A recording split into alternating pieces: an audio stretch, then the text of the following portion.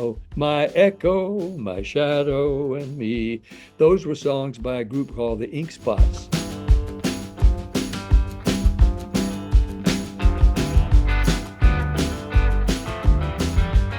Well, let me just explain to listeners and viewers how this is possible for you to have heard all of this stuff about me all this time. I started my actual career in 1955, made my Wow. first record. Well, that's 70 years ago. And I think if I haven't done the arithmetic, huh? What 70 years. 70, what did you say, Dana? It was not First 70. record was 53. Oh, 53. That's right, in Uh, Nashville. uh, But nobody, well, some people heard it, but not many people heard it. A little label at that time, Republic. But since then, Frank Sinatra has recorded some 100, I think some 1,500 songs. Bing Crosby, who was my early role model, has recorded 2,000. But I have recorded 2,700 songs wow. and am still recording. And nobody's ever going to touch that because Yeah. it's too expensive to record today. Yeah. Yeah. Besides, who's buying records? Yeah. Nobody's buying records. Yeah.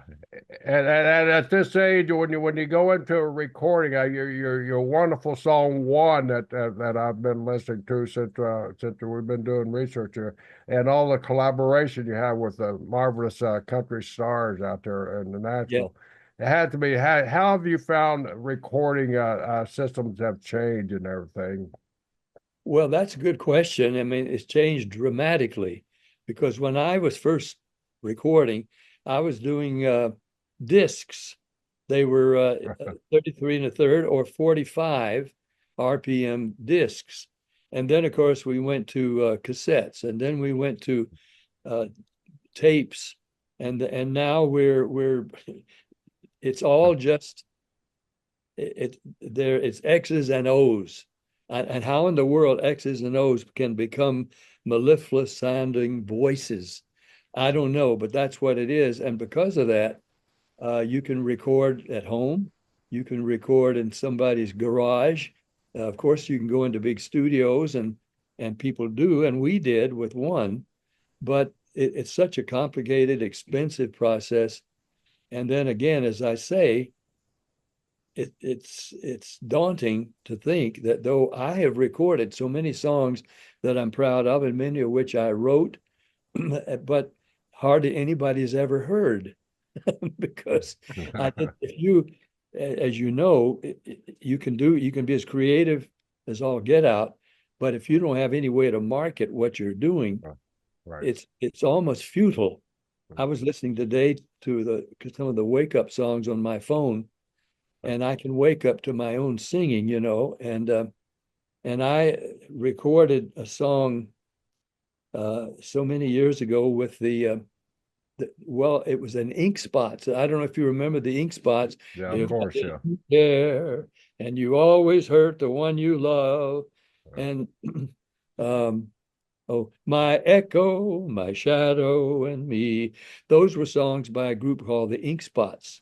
They were a black group. They were the first to cross over into pop music many, many, many years ago. And my daughter Debbie, 2 or 3 years ago, knew that I was a big fan of the Ink Spots because they were just unique. They were incredible. They appealed to everybody, and the race didn't seem to matter.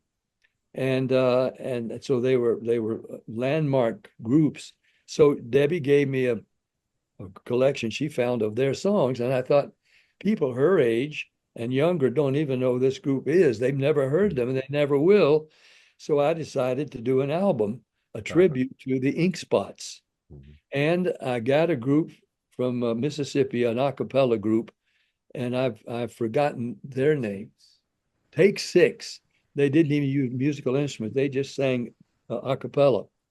And I got them to record an album of the Ink Spots' favorite huge hits with them and the Wow. group Ink Spots and Take Six.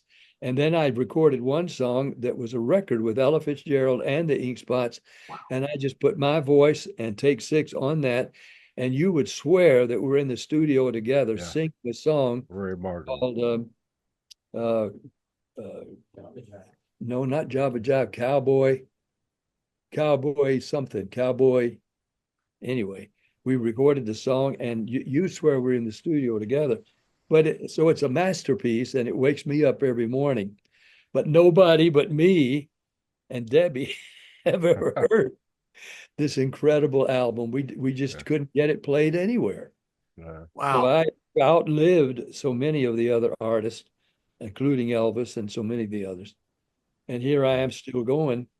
But it's becoming more and more senseless to keep recording, and though I do, because whoever's going to hear it yeah, is the way to market the product. Well, this song one that you just mentioned, of course, we have found and are finding ways, including you, mhm, to uh, to market the song to more people, to millions of people, right. uh, and we are finding the way to do it. But it's what we're doing right now. Me talking about it with people who want to hear about it.